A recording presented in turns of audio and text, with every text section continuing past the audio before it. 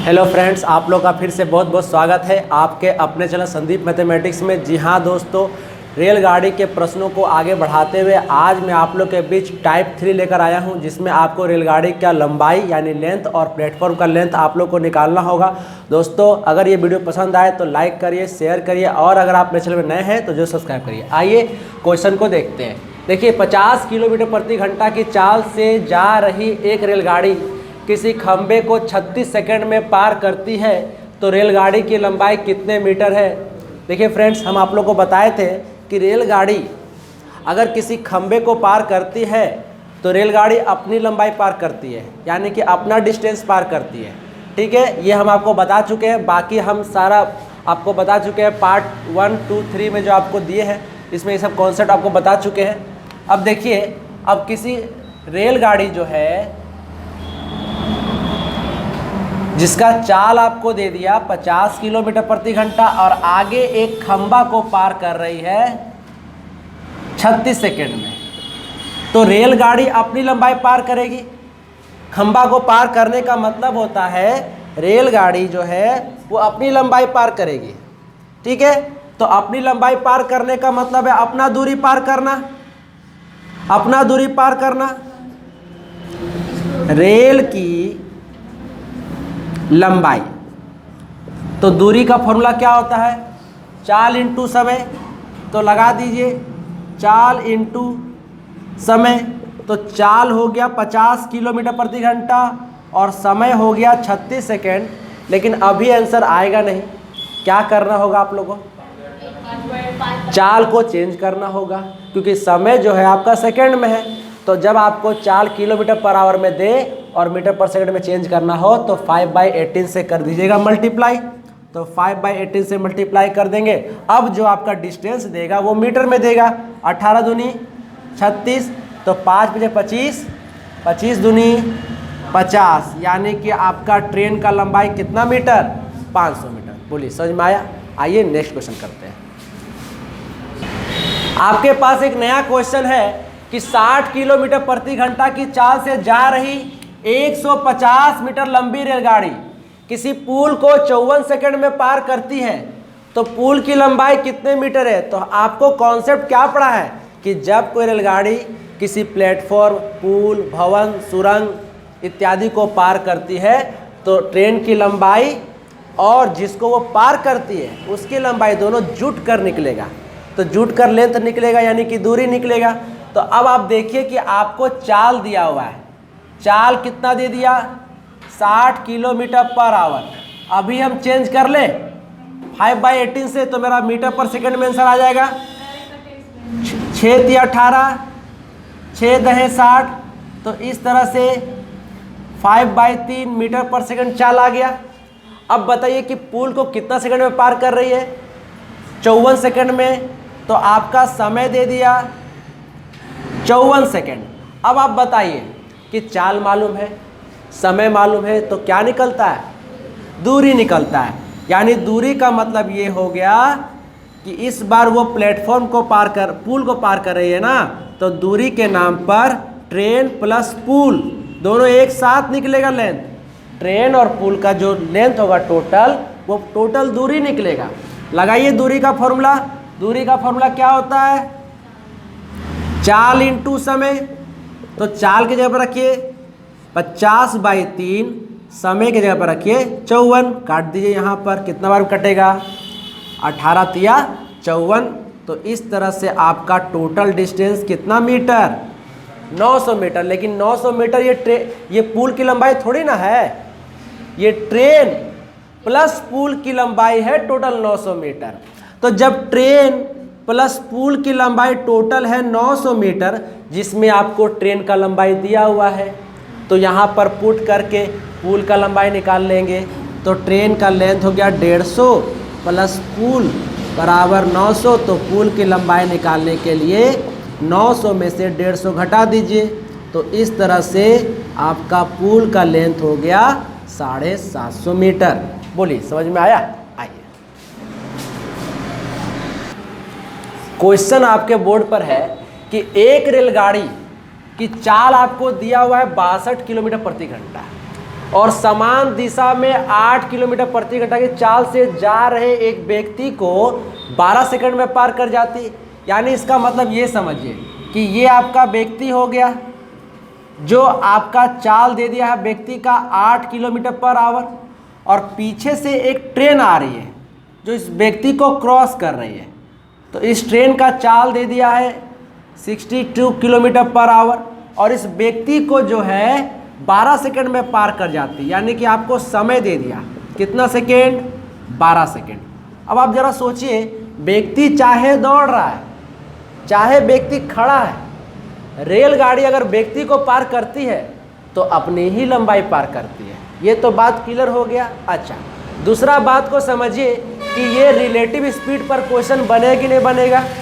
Same direction का question है तो इसका रिलेटिव स्पीड क्या होगा, घट जाएगा। सेम डायरेक्शन वाले क्वेश्चन में सापेक्ष चाल आपका निकलेगा 62 माइनस 8, क्योंकि सेम डायरेक्शन क्वेश्चन है। तो 62 में से पहले 8 घटा लीजिए, कितना हो जाएगा 54 किलोमीटर पर आवर। लेकिन हम चाल को चेंज करते हैं मीटर पर सेकंड में, तो मीटर पर सेकंड में चेंज करने के लिए कितना से मल्टीप्लाई करेंगे, 5/18 से, तो 18 तिया 54। तो इस तरह से जो आपका रिलेटिव स्पीड आया 15 मीटर पर सेकंड आया। अब आपको समय मालूम है, चाल मालूम है, तो क्या देगा, दूरी देगा, और दूरी के नाम पर ट्रेन अपना लेंथ देगा। यानी कि रेल की लंबाई यानी कि दूरी, और दूरी बराबर होता है चाल इंटू समय। चाल को लगाइए 15, समय 12, तो 15 इंटू 12 180 मीटर। बोलिए समझ में आया। आइए इसी तरह का एक क्वेश्चन और करते हैं। देखिए, आपके पास क्वेश्चन है कि दो गाड़ियां क्रमशः 40 किलोमीटर पर आवर और 20 किलोमीटर पर आवर की गति से, देखिए यहाँ एक वर्ड लिखा, एक ही दिशा में जा रही है। ठीक, तो बात को समझिएगा। ये आपका एक रेल है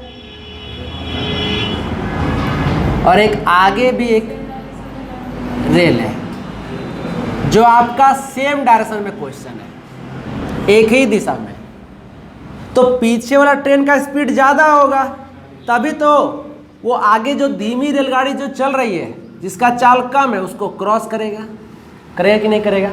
लेकिन क्वेश्चन में बोल रहा है कि रेलगाड़ी में बैठे एक व्यक्ति को, यानी धीमी रेलगाड़ी में एक कोई व्यक्ति बैठा हुआ है। जैसे मान के चलिए आपका खिड़की हो गया ना, तो यहाँ पर जो है एक आदमी बैठा हुआ है।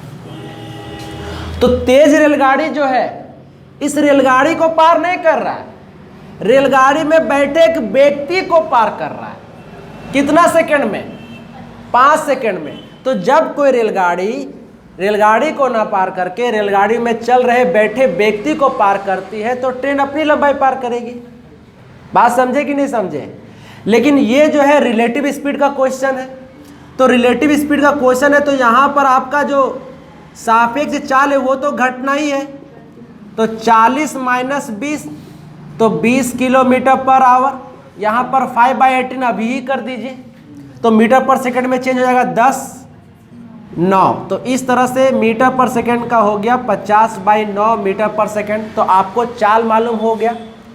और इस बैठे एक व्यक्ति को पार कर रहा कितना सेकंड में, 5 सेकंड में। तो आपको समय भी मालूम हो गया, कितना सेकंड, 5 सेकंड। तो चाल मालूम हो गया, समय मालूम हो गया, तो क्या निकलेगा, दूरी। तो दूरी के नाम पे क्या निकलेगा, जो तेज रेलगाड़ी जो पार कर रही है व्यक्ति को उसकी लंबाई निकल जाएगी। तो यहां से हम बोलेंगे तेज रेलगाड़ी की लंबाई, यानी कि आपको दूरी निकालना है। और दूरी बराबर क्या होता है, चाल इंटू समय। तो 50/9 इंटू 5, 250/9, और भाग लगाएंगे तो ऑप्शन नंबर सी यानी कि 27.7/9 मीटर आ जाएगा। ये आपका हो गया तेज रेलगाड़ी की लंबाई। ठीक है, आइए आपको क्वेश्चन दिया हुआ है कि एक रेलगाड़ी 108 मीटर लंबे प्लेटफॉर्म को 12 सेकंड में पार करती है और 164 मीटर लंबे स्टेशन को 16 सेकंड में पार करती है। तो आपको पूछ रहा है कि रेलगाड़ी की लंबाई क्या होगी। तो रेलगाड़ी जब किसी प्लेटफॉर्म या स्टेशन को पार करती है तो सिर्फ वो स्टेशन को पार नहीं करती है, रेलगाड़ी अपना लेंथ और प्लेटफॉर्म का लेंथ दोनों को ऐड करके पार करती है। अब जरा बात को समझिए। जैसे मान के चलिए ये आपका प्लेटफॉर्म हुआ, ये आपका प्लेटफॉर्म है जो 108 मीटर है और इसको पार करने में ले रहा है 12 सेकेंड। और आगे एक स्टेशन है, आगे एक स्टेशन है जो 164 मीटर लेंथ है और कितना सेकंड में पार कर रही है, 16 सेकंड में पार कर रही है। और ये आपका ट्रेन है। तो ट्रेन का लेंथ क्या है ये पता नहीं, बात समझ रहे, लेकिन अपनी ही स्पीड से इसको भी पार कर रही है और वही स्पीड से इस स्टेशन को भी पार कर रही है। तो कॉन्सेप्ट क्या लगा कि एक ही चाल से प्लेटफॉर्म को भी पार कर रही है और स्टेशन को भी पार कर रही है। तो यहाँ पर चाल बराबर हुआ कि नहीं हुआ, एक ही चाल से पार कर रही है। देखिए यहाँ पर कहीं ना कहीं आपको मिल जाएगा, ठीक है। तो एक ही चाल से पार कर रही है तो हम लगाएंगे चाल का फॉर्मूला। चाल बराबर क्या होता है, दूरी बाई समय। लेकिन इस प्लेटफॉर्म का टोटल डिस्टेंस क्या कहलाएगा, लेंथ, जो ट्रेन का लेंथ है, प्लस 108, ये हुआ टोटल दूरी। और इसका समय कितना, 12 सेकंड। तो हुआ ना, ये चाल दिया कि नहीं दिया इस प्लेटफॉर्म के लिए। अब इसका चाल निकालिए। तो ट्रेन का लेंथ प्लस 164 बाई कितना बोलेंगे, 16। तो दोनों का चाल बराबर हुआ। अब यहाँ से जो L का वैल्यू आएगा वो ट्रेन का लेंथ कहला जाएगा। 4 तिया 12, 4 चौके 16। तो 4 को L से गुना करिए तो 4L और 8 चौके 32, 432। ये हो गया 3L और ये कितना हो गया, 4 तिया 12, हाथ में 1, 6 तिया 18, 18 1 19, 492। तो बताइए 4L माइनस 3L, 492 माइनस 432। तो यहाँ से L का वैल्यू कितना आ गया, 60 मीटर। तो ट्रेन का लंबाई हो गया 60 मीटर। तो जब एक ही ट्रेन प्लेटफॉर्म को पार करे और स्टेशन को पार करे तो समझ जाइए एक ही चाल से दोनों को पार कर रही है। तो चाल बराबर, तो चाल बराबर का कॉन्सेप्ट लगाकर यहाँ से ट्रेन का लेंथ निकाल लिए, ठीक है।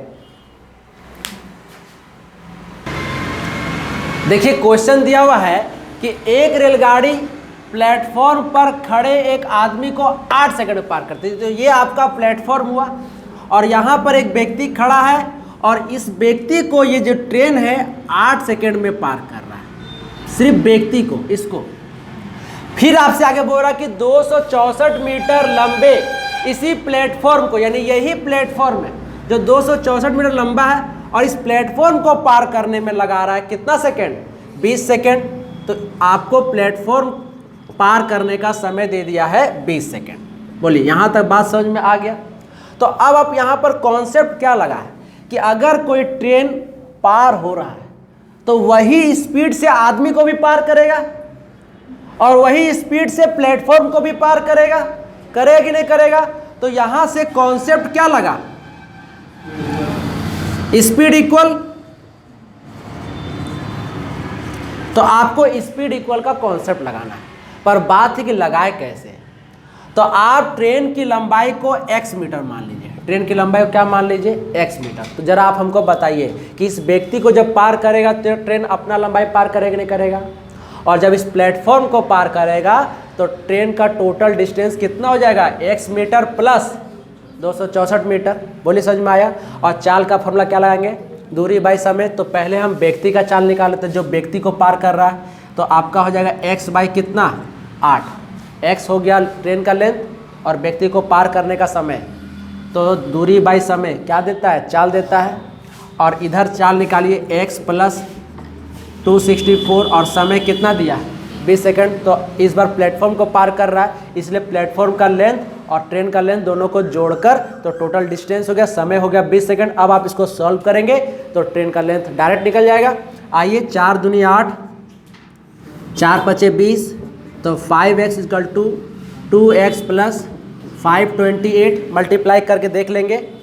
तो यहाँ से 3x इक्वल टू आपका हो जाएगा 528, तो x इक्वल टू 528/3, तो 3 एकम 3, 3 सते 21, 3 छक 18। तो इस तरह से आपका जो ट्रेन का लेंथ निकला 176 मीटर निकला। तो दोस्तों ट्रेन के जितने भी टाइप बनते थे मैंने आज आप लोग ख़त्म कर दिया। अब बहुत ही जल्द मैं आप लोग के बीच बोर्ड एंड स्ट्रीम के क्वेश्चन लेकर आऊँगा। दोस्तों अगर ये वीडियो पसंद आया तो लाइक करिए, शेयर करिए और मेरे चैनल को सब्सक्राइब करिए। जय हिंद, जय भारत, वंदे मातरम।